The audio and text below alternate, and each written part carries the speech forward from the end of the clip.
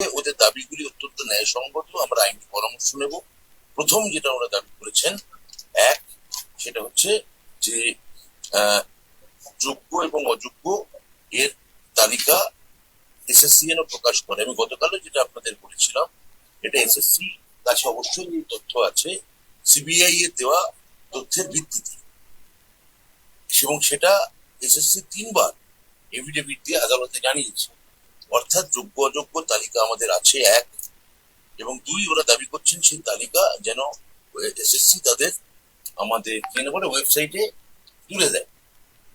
এবার এখানে আমাদের আমাদের তাতেও আপত্তি নেই, কোনো অসুবিধা নেই। আমি এসএসসি কে জিজ্ঞেস করেছি, এসএসসি চেয়ারম্যান ওখানে আছে, এসএসসির কোনো অসুবিধা নেই। সিবিআই থেকে প্রাপ্ত তালিকা যোগ্য অযোগ্য যেটা তারা তাদের হাতে আছে তারা তুলে দিতে পারেন, এবং সেখানে কোনো সমস্যা নেই যদি আইনি পরামর্শ আমরা ইতিবাচক পাই। এই মূল দুটি দাবি ওরা আমাদের কাছে করেছিলেন।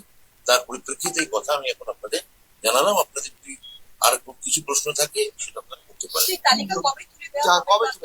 আনুমানিক ভাবে আইনি পরামর্শ চাওয়া হচ্ছে, আমার মনে হচ্ছে হপ্তাহ দেড়েক দুয়েকের মধ্যেই আমরা এর একটা নিষ্পত্তি করতে পারবো।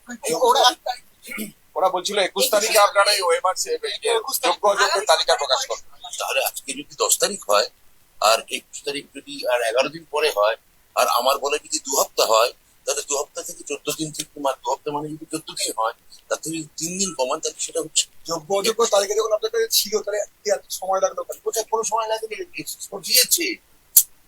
আমি তো বারবার করে বলছি, এটা একটা একটা তৈরি করা, আমাদের তৈরি করা ন্যারেটিভ। আপনারা সেই ন্যারেটিভে পা দেবেন না অনুগ্রহ করে, আমি বলছি আপনাকে।